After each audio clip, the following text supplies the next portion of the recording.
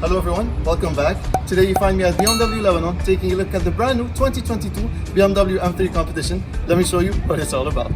This is the most controversial BMW ever, and I'm in love with it. Like no other sports car, the M3 and M4 basically are designed to scream for your attention, that you can't get your eyes off of them, for the better or for the worse. I chose not to really stress on the front design in my review, like a lot of people do, but rather explain the M3's new features and technology if you're looking to learn more about the car.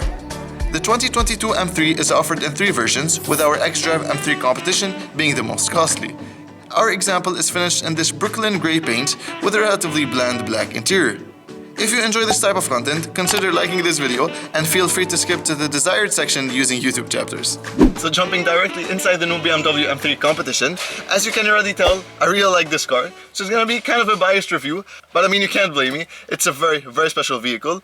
The interior is a very familiar BMW M interior. I reviewed the M5 CS a couple weeks back. Now this being a 3 Series basically, it does feel like a lesser trim level compared to the M5 CS, obviously, the most powerful BMW M ever. But I mean, this interior is very special as it is. We have a beefy M steering wheel with stitching all around, carbon fiber trim over here as you can see. Let's just turn on the car by putting your foot on the brake and pressing this start stop, and you can hear that beautiful sound from this 6-cylinder.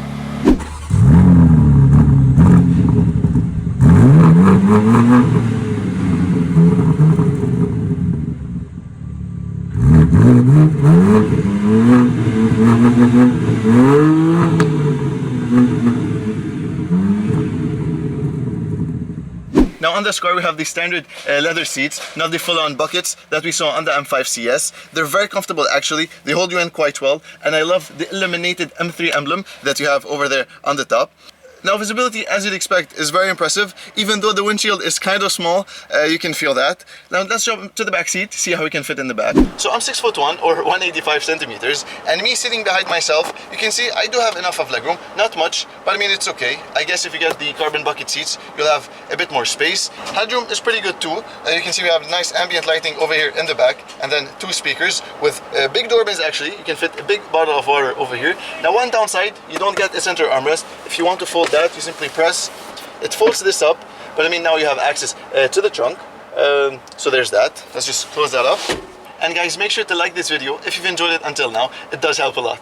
Let's go back to the front. Now before showing you a POV look of the car, we have the 8-speed automatic transmission on the Competition. If you get the standard M3, you get a 6-speed manual on there. This is an 8-speed ZF automatic gearbox, torque converter obviously. You do have DriveLogic, which alters the aggressiveness of the shifts. So enough of that, let me show you what the interior is all about. Alright, so taking a POV tour inside the M3 Competition, you can see the familiar layout we're used to see on these cars. Chunky M steering wheel over here with a nice stitching, as you can see, carbon fiber all around, M1 and M2 buttons. Now, as you're obviously familiar, these M1 and M2 buttons are preset buttons for your driving modes. By a press of a button, it simply changes your driving mode, so you don't have to fiddle around with the screen every single time. Huge paddle shifters behind that, and I like the red that you have in the back. They're very high quality, so I like that. 12.3-inch driver display, not fully customizable as we used to see on other brands, but you can press on this BC button over here, and you can then switch between different displays. As you can see, I'm just going through that very quickly right now. But I mean, you get the point with the G's right here, and then your radio stuff. You can have a small display for the navigation. Over here, talking about navigation. A very responsive system. 10.2-inch screen over here in the center. Now the controls on the right are for your multimedia stuff. You can turn on the volume from here. This car also has gesture control. Let me just try it out right now. You can see it works very beautifully in this car. Let's just turn it off. You can see from these controls over here, you can change the radio station. And then if you scroll through that, you can see you can change the radio station over there in the head-up display, which is really cool. I hope it's focused well. And the button over here displays this over there on the head-up display, which is really cool. I mean, the windshield does need a bit of cleaning, as you can see. Telephone and then voice command. Behind the steering wheel, you can see we have only 2 stalks. On the right, you have your wiper commands, and then over here on the left, your right and left signals, and that's basically it. On the left over here, you have your basic headlight commands with a small cubby space over here, as we used to see on BMWs. Quite deep, actually. I mean, you can put a lot of stuff over here. The ambient lighting, as you can see down below the air vent. I really like the design of the air vent. Very, very cool. him, boy! He's thick! The door mirrors over here with the M design styling. You can see nice leather doors with stitching, aluminum door handle. You can lock and unlock the vehicle from here. Automatic windows, obviously, on your BMW M3, and then your basic controls that we see on other cars. Big door bins. You can fit a bottle of water over here, and then small stuff, and then another cubby space over here.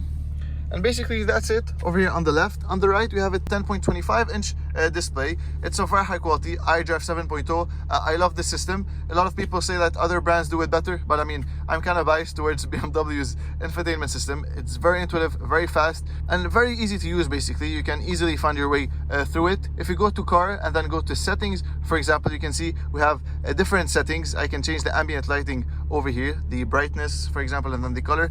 Not a lot of colors, to be honest. We don't have red, which is kind of a shame on BMW M, but I mean, we have this blue over here. Let's go back, and don't forget, we can still control it with the iDrive controller over here. Now I'll be back for the screen to show you other modes. Let's just complete our walk around inside the interior. A climate control with the small display over here. We have a tri-zone climate control inside this car, and then your basic radio stuff, and they're obviously touch sensitive. They're preset buttons, and then your basic stuff. Carbon fiber trim over here, and I love the way it just opens and closes. Look how smoothly it goes there. We have wireless phone charging, 2 cup holders, and then a USB port with a cigarette lighter. Take a look at those keys. I mean, not so special keys, to be honest. I'd expect more on this 2022 M3 Competition, but I mean, they do the job. Let's just close that up. Over here, the center console area.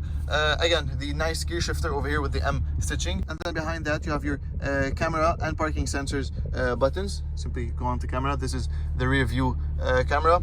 Start stop functionality over here, and then behind that you have your M stuff, M mode setup, and then exhaust button. If you press on M mode, you can see it changes the display over here for the driver display. We saw the same on the M5 CS. If I simply press it again, it'll go back to the normal view basically. Now this is where things get exciting. Pressing on setup will give you this customizable screen. You can change the engine, chassis, steering, and whatever, and then you can preset to either the M1 or M2 buttons, which is very helpful. I'll keep everything on Sport Plus for now, so you can hear that loud exhaust in a few. And then as you can see, we have xDrive, 4-wheel drive, 4-wheel drive sport, and 2-wheel drive. You can change the traction control, set it up to 10 or to 0, basically. Traction control off. So pretty cool setting to fiddle around. The exhaust button, you can directly notice how loud this car gets when you turn it on and off. Parking brake, and then nice M3 Competition emblem over here. One thing worth mentioning inside the M3 Competition, if you press on car and then M menu, over here you can configure M1 and M2, head-up display, and instrument cluster. Let me show you that really quickly over here. The instrument cluster, configure view, for example, you know, basic stuff you want displayed. But I'm over here for the M drift analyzer. You have a drift session over here, but I mean, it's gonna give you some basic stuff for your drift, the distance, and then how much understeer and whatnot. And what's cool is gonna rate that drift, so you can get 5 stars if you're really good and whatnot. And it's gonna have the time, best drift, and then the next or last drift. So there's that. Quite an interesting thing inside the M3 Competition. Now that you've seen what the interior is like, here are 3 things I wanted to stress on. DriveLogic is BMW, allowing you to change the responsiveness and aggressiveness of the shifts in either manual or auto, with 3 stages for each. You'll notice a tiny display for that in the bottom corner of the instrument panel.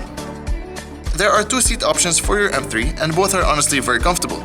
I experienced the M carbon buckets in the M5 CS, and they felt really nice overall, but they will set you back €3,800.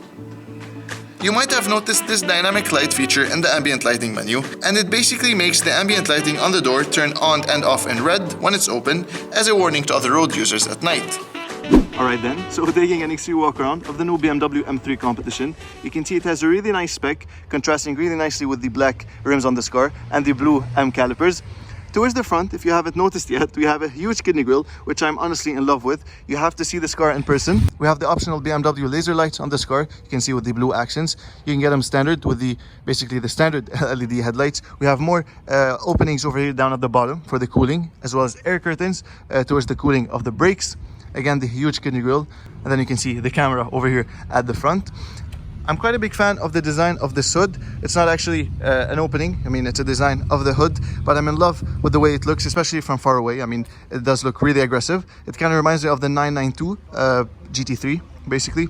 Towards the right, again, we have 19 inches at the front and then 20s in the back.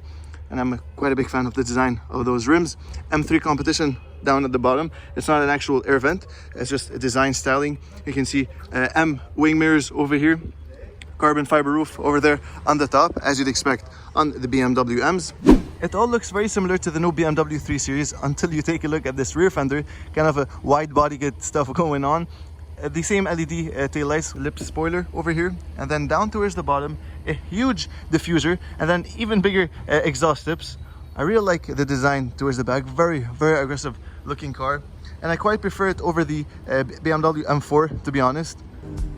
Very good looking rear end. What do you guys think? The sheer amount of curves on this car makes it way too attractive.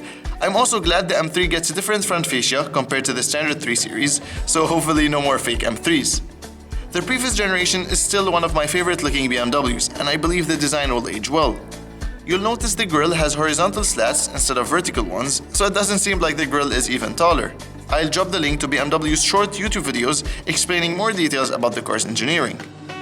Change is refreshing, and creating what people don't expect will have them talk about it, and that's what keeps a brand alive. It doesn't necessarily mean that BMW is doing oversized grills just for the clout, but it will definitely keep you baffled and anxious for other offerings.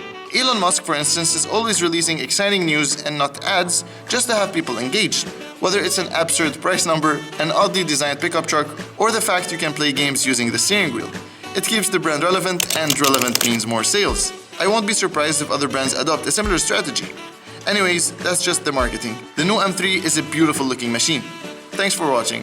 If you enjoyed this brief review, I recommend you take a look at my 2 recent videos. I'll see you on the next one.